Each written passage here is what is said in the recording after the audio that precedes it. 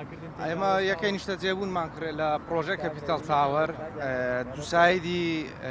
هەولێر بەحرکە ئەو پرۆژە نزیکەی 2 ساڵە ڕاوەستاوە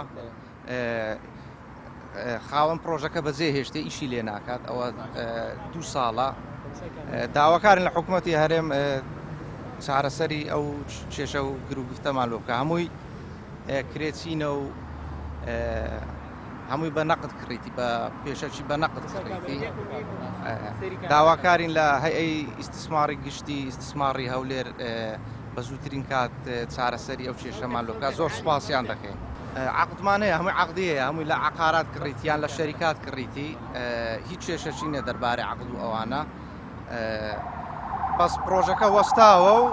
کە خاوەن پرۆژەکە بەجێ هێشتە ئیشەکە نزیکەی 2 ساڵە بەڵێنی چارەسەرمان پێدراوە بەساتە ئێستا چارەسەری کێشەکە نەکرا چارەسەرەکە ئەوەیە بدرێتە مقاولەشی دی استثمارەشی دی دەست بەکار بیتەوە کەسەشی نوێی ئەو پرۆژە وەرگریتەوە حەسەب شخصە حەسەب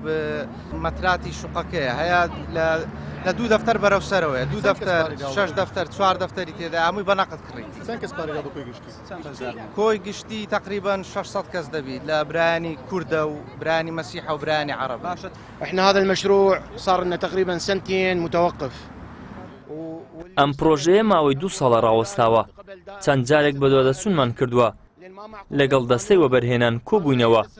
ئەوەی ڕوودەدات پێچەوانەی یاسای دەستەی وەبەرهێنانە کە دەڵێت خاوەنی کۆمپانیا ناتوانێت پرۆژەیەک وەربگرێت